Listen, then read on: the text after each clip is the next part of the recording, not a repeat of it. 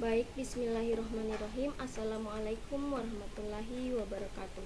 Perkenalkan, nama saya Nur Faika, Prodi Pendidikan Bahasa Inggris, Universitas Muhammadiyah Bone.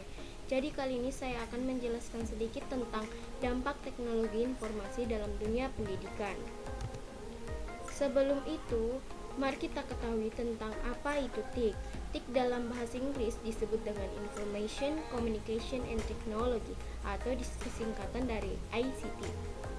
Nah, informasi artinya pemberitahuan ataupun informasi yang masuk. Communication artinya penerimaan ataupun pesanan. Sedangkan teknologi sarana ataupun barang-barang yang dapat membantu atau memudahkan semua pekerjaan manusia. Teknologi komunikasi sebagian dari ilmu pengetahuan dan secara umum yang berhubungan tentang penyajian, pengumpulan, penyebaran, pengelolaan, dan data-data yang lainnya. Dalam bidang pendidikan, ICT memiliki banyak peran dan telah menjadi fasihan pengalihan buku, guru, dan sistem. TIC juga mempunyai dampak positif dan dampak negatif dalam dunia pendidikan. Dampak positif teknologi informasi komunikasi, adanya inovasi dalam pembelajaran memudahkan proses pendidikan. Artinya, adanya motivasi dalam proses pendidikan atau dalam memudahkan pendidikan karena penerapannya TIC.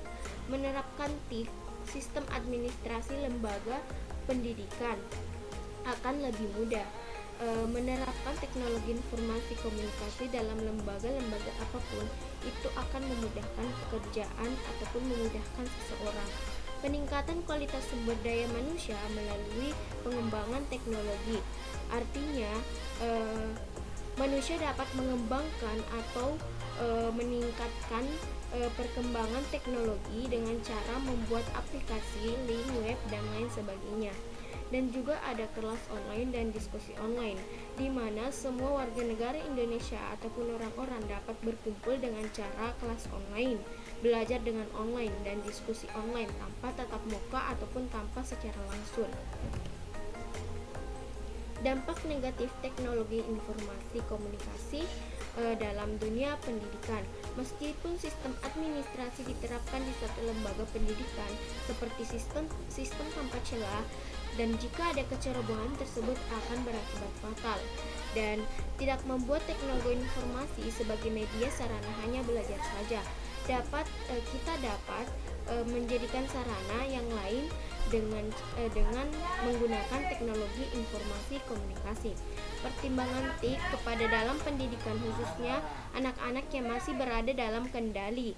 Maksudnya di sini pertimbangan antara anak-anak yang belum mengetahui lebih detail lagi apa itu TIC dan perlu untuk tujuan yang jelas. Adanya tujuan yang jelas dalam menggunakan teknologi informasi agar tidak terjerumus dalam hal-hal yang tidak diinginkan.